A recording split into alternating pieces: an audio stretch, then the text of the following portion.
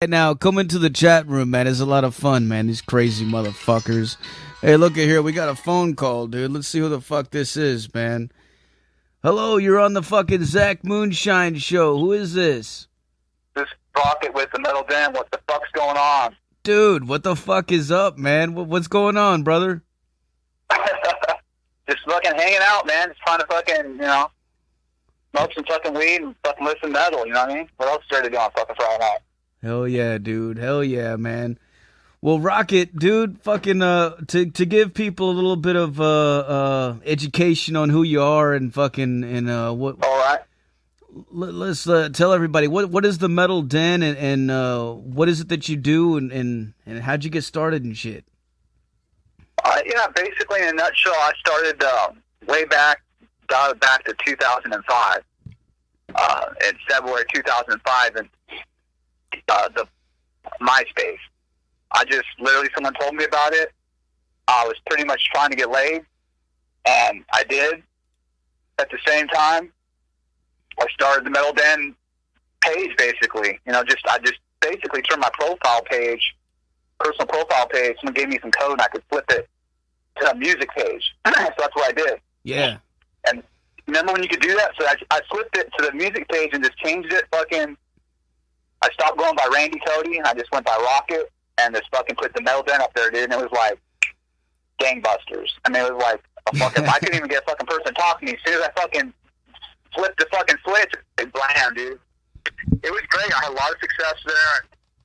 I met some people that through promoting bands, so I really just started kind of just getting my feet wet, which is interviewing folks in bands. And if I went to the Whiskey A Go-Go in Hollywood and just asked them to be at the front of anybody to interview, you know what I mean? Who are you? You know what I mean? And so I started that way and really kind of got going. And so I really got really where I got really going was Metal Underground site. Not sure if you're familiar with them. They're pretty big. Yeah, dude. MetalUnderground.com. I wrote for them. I was one of their very first writers. When he first got going, I was literally one of the first writers I sold. The first year and a half or so, that site, predominantly a lot of content's mine. And in terms of reviews and interviews and whatnot.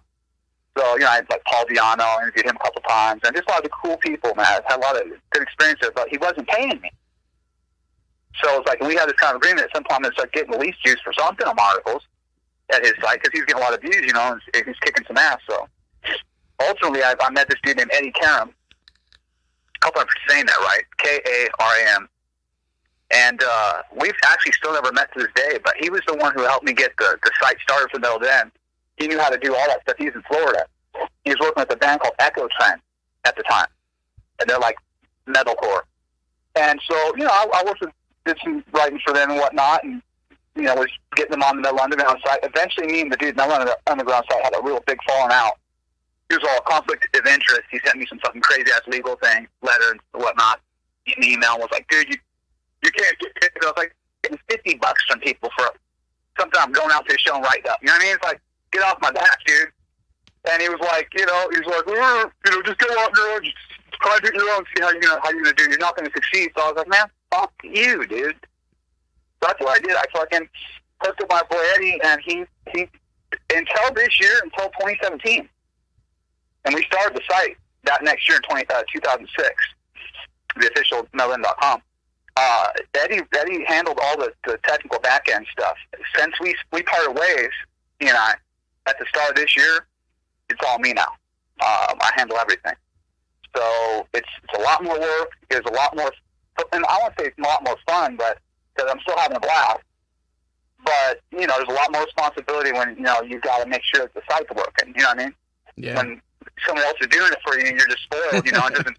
You know what I mean? It's like, I know exactly what you mean, man. I was just talking to somebody about that earlier. I got real spoiled, real bad, and it's a bad thing. One of the worst things in life that you can do to yourself in any capacity is let yourself get too spoiled. Because once you start to do that, it starts to fucking make you fucking weak, and that ain't a good thing in life. Because once you start to become weak, that's when the enemy can come at you. And that's I'm not into that. I'm into keeping the armor at full shine. You know what I mean? So well, I the key got. is I gotta say something, man. Randy, fucking, I gotta give props to you guys that fucking write the articles and do stuff like that, because I mean, I do the radio shit here, and I do repost a lot of other people's blogs and stuff like that. Sure. Every now and then I might write a review, but it's usually pretty short because I can't sit there and fucking write that long, man. I can't do it. I tried to, but I'm just like, fuck. But when I read some of the shit that you guys fucking do, I'm like, God damn, man, these motherfuckers. Because I know you're not getting paid fucking, if you're getting paid anything, it's not that bro. much. I appreciate that. No, listen, once Chris Cornell, once I heard that he died and the circumstances and everything, I was like, I'm not cool with this, man. I'm not accepting what they're saying, And so I automatically just my wheels started turning, I started looking at the situation going, this deserves a little bit more attention than just, okay, we've had, everyone showed up, like someone said, like they're in the Titanic movie or some shit, I mean, like, I was going like a movie premiere or some shit, it's like, come on, man. It's like, he should and, there's a lot of people who are really, really, really upset and pissed off about this situation. Yeah, I'm fighting for them. I'm fighting for those people because really they're the ones that are feeling fired because I love Chris Cornell. I think it's one of the greatest rock and roll singers, if not the best. But these people, man, these fans, they're the ones that are pushing me, sending me encouragement, sending me leads, tips, couple of them that become actual investigators for me. It wasn't at the start the first several weeks. I was just going on my own. So I brought some girls on that are really smart and are one of them that actually did it. And so she's got her ear out there for me, and we're gonna keep investigating and see what we can figure out. And as I said to everybody, I've already done the interview with this cat from Detroit News. And that's a pretty big deal, most especially because that's where the whole thing happened, Right now, it's still, it hasn't gone live. It's still on standby. It should probably post by Monday because that's usually when the big news day is, and I'm sure that this is a pretty big deal for their newsroom when you've got such a big name attached to it. And so their editor, like any newsroom, he has the final say on an article, even though the reporter's done all the work. He combs through it and looks at the facts and whatnot. And who knows where these people are at with this thing, because I hit him with a lot of shit, man. I made sure I hit this cat with a lot of shit. So that stuff that he did, whatever, would miss to put in there, that, hey, at least I got this in there, because my main whole thing on this is I just got to strike once. If I strike once and I land one good blow, it's fucking on. And so just the fact that I got these cats to interview me, the Detroit News, I'm going to be straight up with everybody, man. That was a fucking mistake. They should have just blew me the fuck off. They should have just said, fuck this dude. Who the fuck is this dude? Look at him. The fucking long-haired heavy metaler. In fact, the cop I spoke to for Detroit police, that's what she said to me. She said, you mean to tell me that you want to change the ruling on a suicide case based on a heavy metal article? Well, you have definitely you definitely caught a lot of fucking people's attention, man. You've definitely caused a little stir in the fucking the internet fucking world, man. I tell you what, I appreciate that, man. Yeah, I appreciate that, and that's that it really does come down, like you said. Those articles aren't easy to write. They'll take several hours. I want to make sure that main thing is that I'm sticking with the facts. Now, when you first get a story like this and it's big when it blows up. Yeah, there was some pedogate talk and involvement because Chris was attached to his foundation to abused kids, dealing with abused kids, and his involvement with that in terms of the pedogate thing that's going on, which is real. Here in the U.S., there's been over 8,000 arrests. And then the elite, Jeffrey Epstein, who's a billionaire who got busted for his ties to the Clintons and whatnot. I mean, it's all real shit. And so the thing is, whoa, it's like, well, listen, Courtney Love came up in the black book that belonged to Jeffrey Epstein. And she's at the funeral. She's friends with now, I never knew this, but, with Chris Cornell's wife. So, these are just questions, that you can, the case is closed. That's what they told me. There's no way that this can be reopened unless somebody in the family steps forward and it has to be a flood, unless it's and basically say we have a re-evaluation of this case, and then they would have to change the finding to make it a homicide case. Now, in that, you got to look at, we're just in a nutshell. This is for me boils down the whole case. Vicky, if she was so concerned about it and wanting to, find out what was wrong with him, she's saying he didn't commit suicide intentionally. Well, then why didn't you order a second eval of the body? Get a different independent evaluation of the body for an autopsy. Instead, what do? You go and cremate it. Mm-hmm. Funeral. It definitely seemed like they kind of rushed into that, man. Yeah, it's like, so it just seems really, there's lots of things that, I'm not a homicide detective. My buddy that is, he has to work 3 or 4 different hats because they're so under budget at the department he's at. Okay, he actually has to scrape people off the road, bag it and tag it, all right, and then contact the family, go up to the house and talk to them. All right, that's what my friend does. So, that's hardcore. All right, what I'm doing is I'm just one dude, man, with a brain in his head, looking at the situation, looking at the evidence, looking at the testimony that's been given by the wife, Vicky Cornell, by the bodyguard. I was fortunate enough, this cat with Detroit News read me the actual report the day before yesterday on the phone, the actual police report. So that he got. So again, nobody's got our hands anything in terms of in the media that's really a substantial, like a report like that. Nobody can even confirm that this EMS tape that everyone's showing on YouTube. He won't let me use in the article because he can't confirm it because there's missing tape at the Detroit Police Department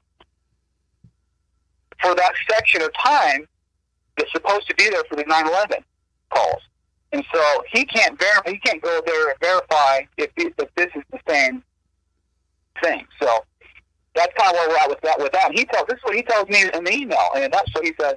Well, don't worry, anyways, that the EMS is not really important what they have to see on the scene, and the remarks really don't have anything to do with what the homicide detectives do when they're doing their investigation. I'm like, wait a minute, man. You need to tell me that person is licensed to be there, is showing up on the scene, okay, he's gone through training and education courses and shit to get you back to life. There's a dude on the ground there, and the medic makes remarks, because that's what they're doing. They're making the 9/11 to tell them what the hell they're looking at. And he makes the remark that the dude's he basically got his ass kicked. If he could have just said it, that's what he would. I mean, the guy's got head trauma that he makes note of. Yeah. What's the deal with that, man? Well, what is the fucking deal with that? Separate, so he's not even. So it's like I from the cases, and you put it. If you read the last article, I think it was. There's a case, man. This is real. The dude got busted. He was drunk in a basement of an Altoritos. The cops came and got him. Put him in a jail cell. He was dead. Not long later, and they had to settle. But they didn't accept. They didn't admit fault or anything, and they for the pain and suffering that he went through. So it's like, but that's real, and it was fabricated. I believe it was this is alleged, a female deputy who was training boxing, boxers who was training in boxing, and this stuff happens, man. People want to say, are you, Randy? You're crazy, man. This can't ever. Just let it be. It's like, but wait a second. But how can you explain away 9 fractured ribs? Oh yeah. Well, anybody that fucking questions anything nowadays is considered fucking crazy automatically, dude. Exactly. That's the first thing anyone says. You're racist, or you're insane. That you need to be 5150. But dude, in the fucking 9/11 call, I clearly heard him say there's a fucking head trauma. Like, what the fuck kind of head trauma did he get, man? If he did hang himself and he fucking, what is he doing? Fucking headbanging against the fucking wall while he's doing it? That's the one thing. That's the other thing out there that people say that and I trust me, I read what everyone's saying. And then there's that video all the time writing this shit. I have to read what's out there. There's Because I that wanna make sure video what too, everyone else's dude. opinions are. Did And you- they're saying that he bounced in a convulsion, okay, midway through his death, which you will do sometimes, but this is what they have to understand, okay? He was in a partial suspension, okay? The way that they had him off that door, from my belief, okay, I don't think he was anywhere near hitting the door. The way that he hung, because you're not fully suspended; your feet are on the ground. Mhm. And what I've heard from people is that you can use it for autoerotic. You can adjust the pressure that way by Right. rocking back and forth on your knees. If that's You the can case, adjust the pressure on your neck that way. if that was the case, he would have been butt naked and his dick would have been in his hands. You know, like I mean, come on. Exactly. So that's out the window. He was in his underwear. He was in a torn shirt. Now, from my research, and again, I'm going to forensics, to experts who are telling me, in cases of, well, this one explaining homicide strangulation versus what is basically hanging suicide that's fabricated, but is a actual homicide strangulation. Now, in a lot of cases, the ligature that sometimes they'll miss and they can find out, oh, okay, they were strangled this way and then they were hung with this. You can see different patterns. With Chris, we don't have that. Now, here's the kicker with Chris, too. We don't have any pictures. Mm-hmm. Yeah. I mean, we have nothing. We don't have pictures of the body being removed from the hospital, from the hotel. We don't have people, standing by, on the sidewalk taking pictures or whatever. We don't have any of that stuff. We have a door that was repaired really quick after this supposed, bodyguard supposedly kicks it in. Okay. But now we know from a Rolling Stone article that Vicky Cornell says Martin Kirsten, the bodyguard, had a key card into Chris's room. So that doesn't take a rocket science to figure things out. That tells us that he had a way into the room and could gain surprise on Chris. And how many times has the story changed too? Like, I don't know if it's actually what they released to the media immediately, or if it's the media releasing bits here and there, or they're actually just changing the fucking story like left and right. I don't know, but she's been out in front of it. No. You guys, crazy. She's a professional. She's a pro publicist. Mm-hmm. Okay, she's been doing this for as long as me or longer. Yeah, that is actually a fact. She's probably been doing it longer, and she's fucking good. Okay, she's really good at it, and she's smart, and she's crafty, and she's got some power in this game, and you can see that. I mean, she's got TMZ in her back pocket. Okay, so that said, you're battling a mountain ticket. You're talking about baby versus Goliath shit here, man. This is a Goliath. But if anybody's ever in my lifetime that I've ever had the most fun with was someone who's bigger in a fight. Who wants to fight someone smaller? So that's why I'm in the fight, because at the end of the day, Chris doesn't have a voice anymore. Well, it's going to be because he wanted to die. Well, it's like, what? Tell that, Chris. Were you in his head that last 24 hours? If he shows this is the best advice, I continue going down the road on this thing. If there's any indication that tells me, this is a definite suicide, then I'll say, man, that's not happening every single day. It gets worse. One thing that's really crazy, dude, is like how, if you remember the Kurt Cobain situation. Years later, now you have fucking documentaries on fucking Netflix and fucking YouTube and everywhere you look that are fucking talking about Courtney Love doing this and that. And, but of course at the time it wasn't really, just blasted all over the place. But with this situation, it's a lot different now with today's, with the internet and everything. It's insanity. It's insanity, instant. bro. But at the same time, these mainstream media fucking outlets like Rolling Stone and, you know, all the bigger ones, you know. Yeah. I on one hand, I was shocked a little bit that I haven't seen anything posted by them yet, like fucking just at least acknowledging the fact that so many fans are fucking upset and don't understand and don't think that it's, you know, what they're being told is the truth. But at the same time, I kind of I kind of get it. I'm like, well, yeah, you know, like that. When you get that big, and you gotta understand, these mainstream webzines, or a lot of them have a magazine too. They're corporate. Okay, they have a lot at stake, and you saw what happened to Gawker with the Hulk Hogan thing, and you know what I mean. You make them, you know, you're out the business, and these are big companies. I'm independent. I'm not single. I'm married, but I'm an independent dude doing what I'm doing, and that's what Alex Jones is about. I'm not gonna lie, he's one of my idols. I think the dude's a genius.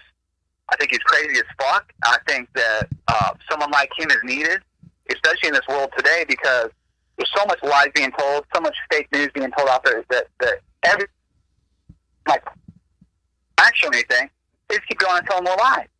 And so, for me, I know people tell me, and when I talk to this cat at Detroit News, the first thing he was telling me was, you know, about conspiracy theories and stuff. He goes on like he's my dad, like telling me about conspiracy. You know, I know about conspiracy theories back when JFK got shot, and it's like, dude, you know, I'm here to talk to you about the facts. This isn't a conspiracy. You know, because it's Warner shooting. You say Warner over, you know, 2 people are involved. You know, like the JFK. Well, it's like, well, dude, yeah. There's got to be at least 2 people involved, probably. Maybe more. I mean, in my personal opinion, from the way it's looking right now, it's a whole lot more, because there's just too much at stake. And you know, from the music business, and you've been around bands and whatnot, and working in the business, there's too much at stake when you get to his level. To not know what's going on, everybody not to know what's going on. All the guys in the band. Chris has got a knot on his head. It's a little pronounced bump with missing hair, clump of it. Yeah, I've seen the video. Patch. I saw the video, dude. And I saw the video.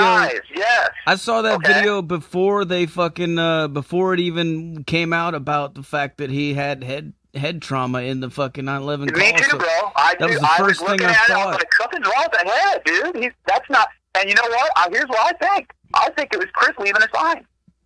I don't think that he tried to cover it up or anything, because I think that he was like, I think he was a desperate man. I think that he was scared. I think he was. I think he was bewildered. That final show, he was. I don't think that, from what the sources I've talked to, it was the pop meds or whatnot that he took that would have made him more slow and sluggish. But he was on point with everything else. Playing his guitar really well. His equipment handling it real well. His singing was a little bit pitchy, but he was there. But he looked like he was almost like. You know, like that feel like, you know, a kid that's going to get their ass kicked after school by someone much bigger than them. You know, that feel like, you know, something bad's going to happen after this show, you know. And so he has this thing on the back of his head, and we know now through another contact of mine that they were together, Vicky and Chris, the day of the final concert on the 17th. He flew back out to the show. He came off tour to go back home. I don't know what was happening. There's a whole lot of stuff going on. It's really actually pretty sinister and dark around that time frame that suggests that there was like literally a breakdown going on in that family. That somehow I'm not sure if Chris made an ultimatum finally with Vicky Cornell over, from what I'm understanding, that there's been alleged misconduct with the foundation money. Now, it's pretty gross. The report I'll publish here later tonight goes into that, and that's what it's about. It's going to show the numbers to people. I showed you just a little bit. Numbers, which is pretty bad. I mean, 92% of the. I read one of your. I read one of your posts about that, and you were talking about the fucking handbags, dude. Now. Yeah. Now, holy fucking shit, man. Yeah, they're $50,000 bags, bro. They cost a shit ton, and they're like a sports car in a purse. And so she loves having that. She's got allegedly has multiple of them. And Chris, among other things, that she's got because she likes to have nice things. And so, yeah.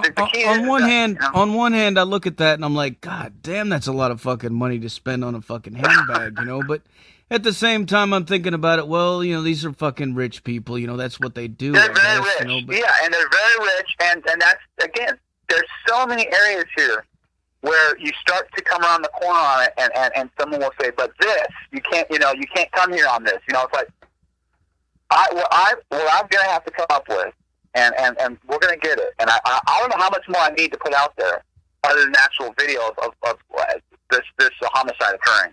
But I'm gonna keep going, and I'm gonna make this so crystal clear by the time it's done that it's gonna haunt people, and it's gonna haunt you for years. And I mean that sincerely, because I want it to. Because what happened to Chris is fucked up, and I'm not happy. A lot of his fucking diehard fans are so fucking upset about it, and I'm here. Really, like you said, there's none of these Rolling Stone, none of these big, you know. No, they won't touch it. They won't fucking touch it. And I'll tell you another thing that I've noticed really, like, here's the number one thing that nobody seems to be saying, and it's simply, okay, if you want to say everybody's claiming that he fucking committed suicide, okay, fine, but why? They're exactly. You know, like, are you telling me that somebody who's happy just took some fucking pills? She started this whole fucking thing when she says, I don't think that he committed suicide intentionally. As soon as she said that, okay, and there's no pure motive for why she did that. Talked about Ativan and the I know she's going to bring up. Rocket, I know it's got to be a touchy situation, you know, like nobody actually wants to fucking just go into detail about it right off the bat. But I mean, come on, at some point, somebody's going to have to say, well, you know, okay, what was it that was making him so fucking unhappy if that's the case? If that is the case, what fucking... And there's got to be more evidence from the character witnesses. All the character witnesses are saying, including his own manager, he was fine. He was fine. He was happy with his life. He was looking forward to the tour now. My contact tells me that he was not happy to be on that tour. That it was a rushed, put together tour. They didn't have an album out. You know, they didn't need, their fans weren't gonna, you know, they were gonna still be there for them when the, you know, in a big way when the new album came out. And Chris needed to work on that, you know, and he wasn't in shape to go out on the road at this time. He didn't have his look about him, you know. He looked tired. He looked a little bit just worn out with the whole thing, and I don't know what perpetrated that. I don't know why that happened. I don't know if that has anything to do with him and his wife, why he was out on the road this time. But he was not happy with that. He was not happy with his performance that night. He was agitated by that he was pitchy. You know, Chris Cornell, prides himself on hitting the notes right then, and he wasn't doing that. I read somewhere that the fucking something was wrong with his earbuds that were giving him the fucking you know. That's what the wife says. Those are your earrings. Yeah, that's what the wife is saying. He messes with, if you see during the shows a couple times, different times, he messes with something around his waistband that's like would be like you know, part of the system. But he never actually, you know, makes emotions to the ears or anything like that. And someone who's having a little trouble with that, I mean, you're gonna do that, you know. And so there's a lot of things I think a lot of things are implanted, like in a good mystery. You know, they're there to throw you off. And that, with all the different narratives being changed, she even herself, I told this, I don't know if George is going to put this in the article or not. I hope he does. But he wrote in the article, his head, I'm tired. That's his last words, right? That's what she said. Okay, that's why George reported to me, pissed off, and was like, here, I'll read the report, you know? And he said, that's exactly what it said. I said, what is George? She's calling you out.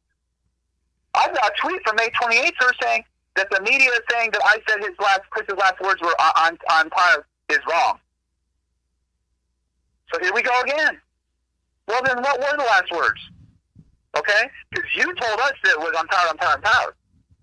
And I don't know what she's doing. I don't know who's trying to pull strings on what, but we're gonna find out, because somebody's behind it, and maybe it isn't the wife. Yeah. May have nothing. She may not even have anything to do with it. Maybe the bodyguard has nothing to do with it either. But maybe not. But he does have an interesting story and history behind him as far as like his previous. The bodyguard. He's kind of shady himself, just in terms of the way that he did the Heidi Klum thing. He was banging Heidi Klum, allegedly banging Heidi Klum. Yeah. And he got allegedly paid out for not talking about the situation, because it was sometimes apparently led to the divorce of Seal, the pop star, and the model. And so he apparently bought his mom a home, all this stuff, and that keeps working in the industry. Now, I don't know how, this is the big question, how he got involved with Chris. Why would you hire him? Yeah, why would you hire him? That's a great question. Great question. Wonderful question. Because I know when I go for a job interview, they check my fucking background, man. Oh my God, I'm sure with somebody they Google you, you know? They definitely Google you. You know, they do. The first fucking thing they do with anybody nowadays. You know, they make you fill out this ridiculous application. You're like, it's like you join the military or something, and then you gotta do the piss test and all this stuff. Yeah, yeah. And then they're gonna Google you, and they're gonna rake you through the coals. You know, you picked your nose on Facebook this one day, and you took a picture of it. You know what I mean? It's like, so. Right. For a celebrity to hire a fucking bodyguard, they definitely. He was with the company, as far as I understand it, and I'm looking more into this. He was with as far as a relative, his brother or cousin, somebody that he works for that company. I've attained some of the information about the company and what these there's a name for them. I don't have it off the top of my head, but there's these professional bodyguards. Listen, they're supposed to be professional. You know, the people are supposed to die on their watch. You know? And so you look at that, and you look at the fact that Vicki Cornell, at an hour and a half before they pronounce him dead or an hour and a half before they actually, no, not pronounce him dead, an hour and a half before they arrived there, 1 in the morning, the EMS, okay? 11:30, she's on the phone with her husband. He's supposed to have all these problems. He is not seen by anybody, according to her, until 12:15 when she gets the bodyguard over there. Well, what was happening for 45 minutes? There's a gap there, you see? Why? Why wasn't it immediate? The medic's on location. She's right here. You know, she's downstairs, literally. You know, she'd be there within 5 minutes, and she was. So that's the thing, is what's going on. And then the other thing is, too, and this is nothing I argue with the dude over at Detroit News about, is the body temperature. Now, you hold on to that body longer like that, which obviously you've killed somebody. You want to make sure that, you know, you don't allow them to get a proper rectal temperature reading, because then they can figure out exactly when this person died, typically. And if they held on to that body longer by staging the scenario, you know, pushing time back again a little bit, 45 more minutes, to make sure that Chris was dead as he was hanging there. Because I personally believe that he was killed as he was hanging, but he was unconscious and he was near death, and he may have already had some brain injury, because those choker holds, and that is a classic move for any security guard to pull. And think about it. It gets the person turned around out of your way. Nobody wants teeth or fingernails or fucking bad breath. You know, I mean, when you're a bodyguard dealing with people, and like I just said, you don't want bodily fluid and stuff like that. You turn a person the hell around and you grab them into a choke. That's what you do. That's just, and this dude's 6'5", 250. You know, he'll flip you around like a little puppet. Nothing. You know what I mean? Chris is 6'3", 180, 175, 180. So this dude's nothing. That's nothing to him. One of his arms is bigger than Chris's, both his legs. Yeah, I can't imagine it, dude. You know, like when I try to think about it, and when I read stuff about that shit, I'm just like, fuck, man. It makes me fucking. It's hard. It's really hard, bro. You know, trust me, it's hard. It's hard to deal with. I feel like he was such a sweet fucking soul, such a fucking. Oh man, I don't know, if man. Anybody that had to go through, that's why I'm working so hard, because because he deserves it, dude. And it's like, at the end of the day, for people to say, well, you know, he could have got those broken, you know, the fractured ribs, you know, he could have got those from the CPR, you know, that happens. It's like, no, it doesn't. No, it doesn't. And not like that. That's something that maybe in a close range, you know, fisticuff with someone much bigger than you, you know? Well, I will say, I mean, I have read stuff that says that can happen during CPR, but you're right. You're going to have it more happen than not now, because a lot of times, you know, people don't know what they're doing when they do CPR, and there are a lot of people that do CPR that are new at it, and when they're excited and they're in a special situation, they don't place their hands right, and they will break a rib or two or three. But we're talking 9. Yeah. I've seen a lot of people attack you on that part of it too, you know, and it's like, well, you know, I can understand if the situation didn't have so many other fishy fucking things attached to it, but since it has so many fucking fishy things how did he get 9 fractured ribs? If and this is the other thing too with the deal with the bodyguard saying in the what's in the autopsy says that he removes Chris off the bathroom door, okay, and then I mean, it's like, you gotta be fucking kidding me, man. This is like, it's like fucking Bill Clinton, you know, dissecting the word, you know. They put loosened. So what the bodyguard is saying is that he. Yeah, somebody's in chat. Somebody's in the chat room right now is saying that they've done CPR and it does not break that many ribs. There's a lot of. Okay. He's a firefighter, so he knows. Yeah, there's a lot of people. I have several different emergency room nurses. One in particular who's telling me, in particular with the as well as the Ativan being more slowly digested in cases, depending again how the form. We don't know the form of what we know that I believe it's tablet with Chris. Yeah, a lot of people have taken Ativan and they say it just fucking makes you fucking sleepy, man. Just makes you sleep. That's the other thing. I mean, it became, you know, stupid arguing with the dude over at Detroit News about the fucking pills in the stomach. I mean, first of all, the autopsy says no pills in the stomach. I didn't fucking like that. Yeah, when I was young, I used to fucking take all kinds of drugs, dude, and I used to take all kinds of pills and fucking drink at the same time and all kinds of shit. And I can tell you, I passed the fuck out. I passed the fuck out. I did not get up and do nothing, man. Okay. Exactly. That's my point. Nothing. I couldn't imagine fucking doing something so elaborate as fucking doing all that. That's crazy. That seems crazy. Dude, I couldn't do that. I couldn't do that smoking weed.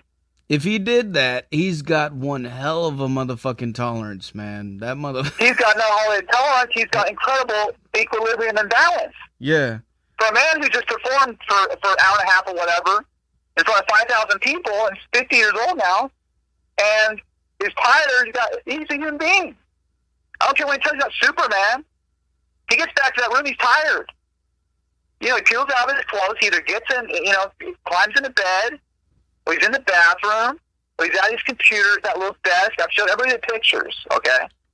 So you see what those pictures aren't actual scene, you know, photos from that night. It's I've gotten from just Googling people who stayed at the hotel, you know, of 1136. And but that's key though, so you can see what the room looks like. Because for a lot of times in the start, people thought there was a second, an adjacent entry, and there's not.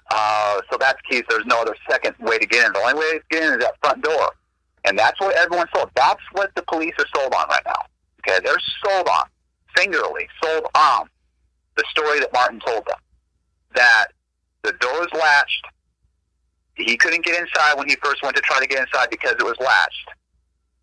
And he went to the hotel people to ask them for help. Went to the phone right there. But how do they know it was latched? Do they have a camera from the inside? They only have a camera from the outside. No, they don't. So all they have is from what I understand, they have it in the hallway, focused in the hallway the activity on that door. So Martin comes up at 12:15. This is after he left at whatever 11:35 or whatnot. You see him leave then. He's summoned back. He comes back at 12:15 and he kicks the door. Okay, kicks the door open. Now, when he kicks the door open, that really tells me one thing, is that he's putting on a show, because according to, again, the forensics, people have to realize, bodies just don't get cold to the touch all throughout the whole entire body like that. Okay? It don't happen in 10 minutes. It don't happen in 15, 20. It takes typically, in that scenario, okay, if he was outside in the cold, he was standing out there, yeah, he'd get colder sooner. If he's bundled up and he's in a room that's got no air conditioning, it takes longer to cool down. He was in a normal temperature situation. Yes, he was on some cold floor. It could have been, the tile floor. I've seen the picture, But come on, how cold does that really get? At the end of the day, it's going to be a standard cool down. It's not like he was sitting in a situation where it gets like more cold in there. It's going to start to acclimate to that, and all that sort of stuff where it would show you, okay, well, I maybe believe that he cooled down quicker. This typically takes 2 hours, according to the forensics. And this EMS on this tape that they want, it's not admissible right now because it's missing from the police. Is Another thing is, what was he doing going up there fixing his computer? Like, what? There's a couple different stories on that, as with everything. But now I heard he had an Apple TV that was being brought. He was needing help with that. I hear a second person with him. I've heard. I don't know who that person is at this moment. I can't confirm. I've heard several different people say it was this person or that person. That person would be interesting to talk to, as well as the, if they do exist, as well as the medic, Dawn Jones from MGM Grand, who's now missing. I mean, as far as I know, nobody's seen her since then. And what I was told is that she was sent on a vacation by MGM Grand, like that all bills paid. Just go ahead and take off. You just had to deal with some serious stuff. That's what I'm hearing now. Come on, man. How many places have you ever known that you worked for that something crazy happened? Someone took a crap in the middle of the floor of whatever, and I had to happen at a movie theater I worked at as a teenager once. Like, oh, come on, man. I'll clean popcorn in the bat. But, and so, yeah, it's just, again, the whole story, when you look at things and you start to say, this would be so much easier if you just kept your mouth shut. If you stop saying that, she comes out and says, I didn't say the last words were, well, who cares? Why would you say anything? She always feels like she has to get the upper hand, she feels like, with everyone. It's like, what? Why? Why would you have to do that, Now, I haven't heard from anybody from that camp, which I didn't expect to. People, have you heard from Vicky or any of that stuff? And it's like, if she does contact me, I did contact Chris's mom, biological mother, as you all saw in the report. She basically doesn't want to be contacted about it. She doesn't, want speculation to go on with it, and she wants it to be left alone.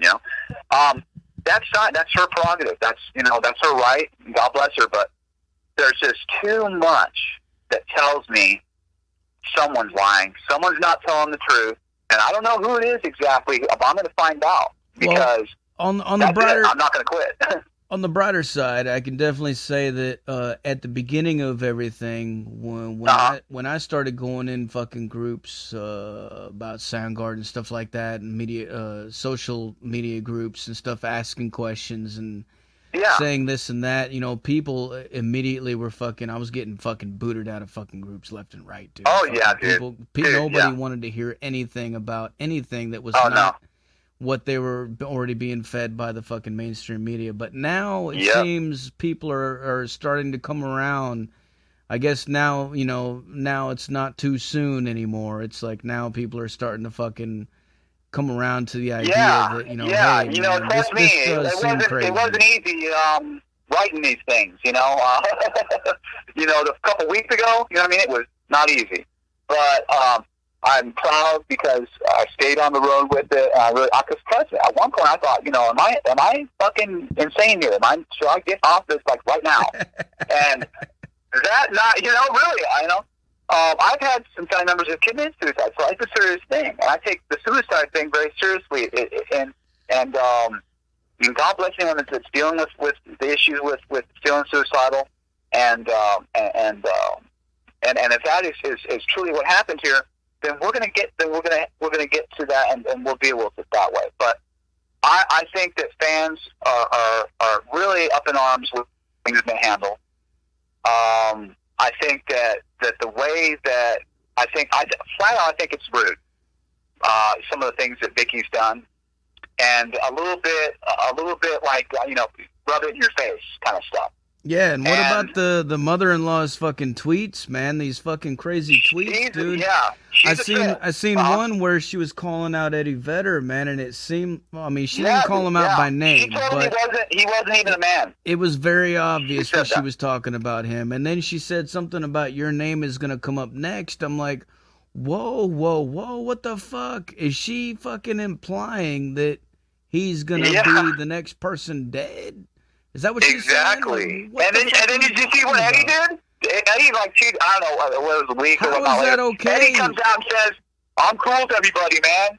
He's like, I'm cool with the family, I'm dealing with things okay now, it's like I'm back up to speed, it's like you're just you just don't want to end up in a I think one thing for sure, dude, is as close as he was to Chris, dude, like they were like bros, man. Fucking the fact that he has not even fucking wanted to fucking say anything or go to the funeral or any of that shit, that kind of makes a fucking statement in itself, man. I mean, I don't know, but I'm just saying. I mean, like you said, I don't know. I mean, you look at the situation and you judge it for yourself. I mean, the man didn't go to his best friend's funeral, and whether it was, I know, what's his name? Captain Kirk didn't go to Fox, and he got a lot of grief for it. And whatever. But my point is that it's like sometimes people just don't want to go to a fucking funeral. You know what I mean? Yeah. But at the end of the day, I think that his behavior overall, if you look at it, stand back and look at it all together, including her mom, this Tony Karayanis, just continue to it's almost like it is like a rubbing of his death in everyone's face, and it's like it's like, can you guys have any more tact with this or any less tact? It's like I think that there's so many things that point to we're trying to push this along with. From what I understand, she tried to move so fast to get the insurance thing going, the police stopped her because they hadn't released the autopsy yet. That was in the newspaper, and her attorney is the one that came out and said in this article in the Detroit News that this Ativan, they believe, has had something to do with it. That it psychologically altered Chris, and that's what made him unintentionally kill himself. Okay, that's what they said. I'm not making these words up. That's them. That's them. That's her legal team. That's their way of thinking. Right after he dies. So there's no, look, we can talk about this. We're going to talk about this now. Okay. Oh, okay. So now you're talking about this Ativan thing. Well, I've proven, and it's right there in the autopsy, that there's only a therapeutic level of it in his system. And it's a battle back and forth about the pills thing in the stomach, because some experts will say, well, it dissolved and you wouldn't see it in there. But I've got a lot of people telling me that within 24 hours, it would still be in the lining. It would still broken down, traces of it, or partially digested, depending on if they ate a heavy meal or not. So these are different factors that come into it, how you got to look at it. But at the end of the day, instead of arguing about that, look at the fact that she's trying to go with this claim that he took too much of this Ativan. Well, it's a therapeutic level. There's nothing that shows that he's overdosed on it. And that right there, for me, got me really going, wow, what is really going on here? If that's really what they're about right now, and this Peter Cornell, the brother who was doing the suicide challenge, he gets bullied off the social sites. Now, he's not doing them because somebody told him to stop doing the suicide challenge because, I don't know, it doesn't fit their narrative. It doesn't, they don't want she doesn't win the suit, if she is indeed going to do one, she doesn't win it. It's voided if it's proven that he didn't have enough of it in the system. Yeah, and that's where she's at right now. So I don't even know what she's trying to do in terms of, it might just be her way of using that to throw everybody off track, so that you're worrying about this Ativan thing and all that whole thing takes over the whole narrative and takes your eye off the ball. And so that's what the Pedogate thing too, So my main thing is, I'm really just focusing on the crime scene, and that's where I'm going to stay at until I figure it out. I don't want to be anywhere else, because everything happened in that room at 11:36. Everything happened in that room, and it happened in a very short time, in my opinion. It happened right within the time that he would have gotten back to the room after the show. So in 10 or 15 minutes after he's in that room, I believe Chris is dead. Wow. It takes 5 minutes to kill somebody, and for them to literally not be breathing anymore. It can be done that quick. Now, in the situation that they were in, I believe because they put him into the hang after he was unconscious and pretty much in a state that he wasn't going to come back to life, but to really make sure that somebody is no longer breathing, you put him into the hang, and after half an hour or so, they're really dead. Yeah. Because you don't want it. Now, here's my point on this, and think about this. This is where it gets back to that whole gap of time. Why did it take her so long to get some help over there? She was so worried about him. Is it because they needed him to lay in the hang longer, so they made sure that he didn't have a pulsing longer? Because if Chris had a pulse, when EMS shows up, he survives. Fucking crazy. I mean, he might not be the same guy anymore, but if he still at all has anything going, they could save him. So by making sure that you have that extra time to let him really expire, there's no chance of him coming back. You have to have that gap in time, because you don't have that time otherwise. Otherwise, you're getting back to the room. You're saving. You're finding him. But he finds it at 12:15, and we still don't have a medic show up until 1 in the morning. 45 minutes later, and she shows up, and she says that she's the one. She takes off, unties the thing around the neck, and performs CPR. So, well, I didn't know you can untie something twice. You unloosen it, and then what? He retied it, and then so she can untie. I mean, so that's in the autopsy that's saying he loosened it, and the EMS that they found it that made that remark that that's what they saw. I mean, I'm not sure the guy that was making a remark actually saw. Yeah. He was referring to that first medic. Now again, this first medic, she's gone. Why has she disappeared? Why can't she be questioned? And so just so many different questions on what's going on. And with the Detroit News, this is the kicker, Matt. This is the kicker. For this thing to go national, I've got to get one of the big boys to step up and do something with it. Now, Detroit News, it would be really stupid of them to kill the story. I know right now, I've worked in this long enough to know. I've worked in journalism, and used to work with a corporate company called Internet Wire back in 1999, 2000. We did corporate news distribution. I know a lot about journalism. And these guys are shitting their pants right now. I'm just straight up about it. They made the biggest mistake of their lives by accepting, doing an interview with me. They made a big mistake. They could have easily just said, "This dude's crazy. Don't respond to his email." Yeah. And not push me off. And who knows what path I would have gone with this? And I may have fizzled out with my investigation. You know what I mean? Because it's a lot of doors shut. You know what I mean? It's like, how far can I go? But as soon as they opened that door and gave me the call back for the interview, and I did the interview with them, that's a matter of record. Fuck yeah, man. You can't say that didn't happen now. You know what I mean? It happened. So yeah, we're going to see what happens. Hopefully they do what's right and put enough of the facts in there that people, like you said, are asking, so that it has a balanced approach to the article. Hopefully it's not completely scrubbed by the editor and makes me look like a complete asshole. But we'll see what happens. Yo, people are definitely asking, dude. Fucking A, man. Well, listen, I appreciate the opportunity to talk about it on the show, and what I'll be doing is, as I said, as I go forward, is I'll continue to put out my articles that'll, really deeper into just really the facts, and really, I really want to make this thing, by the time it's done, I want to make it so that anybody that looks at it just says, yeah, wow, that's a pretty tough one to stick.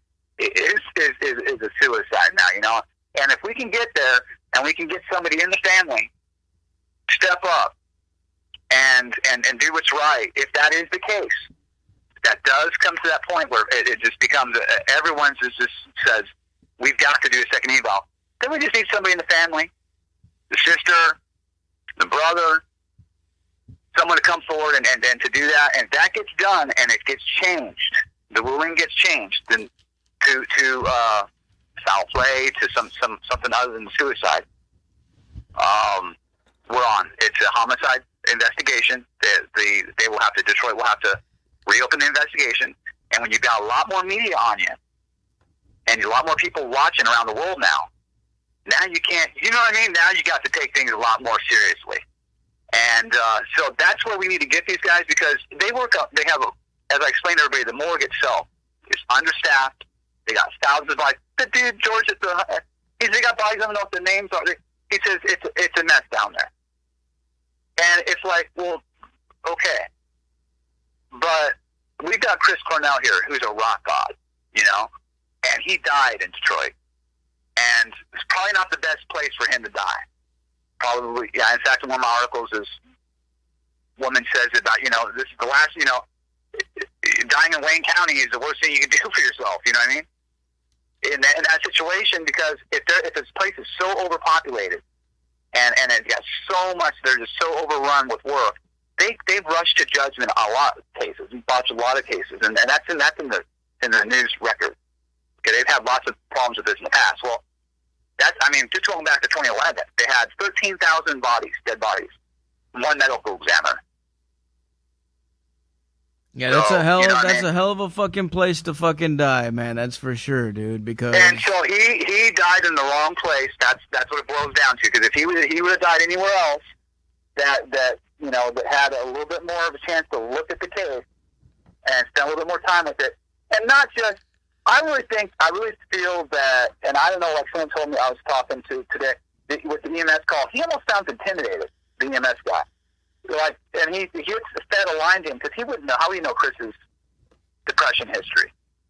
He says, history of depression. Well, he only know that because someone in the room fed that line to him. And I believe that's another smoking gun that shows you, wow, is that a part of the cover? Is that someone, it was Martin, who else will be in the room right there other than Martin that would know, the bodyguard, that would know personal information. Exactly. And so he said something clearly, because there's no way that the EMS medic would know that on his own. And then he just sounds like someone who's like got someone standing behind him and he can't do his job fully confidently because it's like he almost feels like intimidated, And the dude Martin's big, he's fucking scary. Well, Randy, I'm not kidding you. Randy, brother. He's scary. All right, we'll cut this off here. We're about running out of time here, dude. But fucking, all right, brother. We're getting down to the hour. Is there anything else that you want to fucking add to let the people out there know, man? Any web links or anything you want them to go check out? Man, I just want to say thank you to everybody for the support. The meldden.com site. We're going to keep pushing this Truth for Chris. And I really, again, just appreciate, any of the words or tips that people might have. You send it to the Meldden at gmail.com. And, I'll just keep it rocking and rolling, man. I hope you all just keep coming over to the site and checking out what's going on. Right on, man. Before I let you go, I got to get you to make us a station tag. Cool? All right, man. All right, man. Say your name, say you're from the Metal Den, and you're listening to Metal Devastation Radio. Hey, this is Rocket with the Metal Den, and you're listening to Metal Devastation Radio. Fuck yeah, dude. Keep up the work, man, and we'll fucking keep checking you out, dude. We'll talk to you soon, all right? I appreciate you, brother. Take care. All right. Thanks for taking the time, later. Bro. All right, later. There you have it, folks. Fucking Rocket from the Metal Den, dude. Fucking crazy shit right there, man. Man. What the fuck happened, dude? Maybe someday it'll all come out. I don't know, dude. But we'll keep fucking checking out everything, and as it comes, we'll share it with you. But until then, let's fucking crank up some fucking tunes, man. Let's listen to some fucking Chris Cornell right now, man. Here's fucking Wide Awake. No pun intended.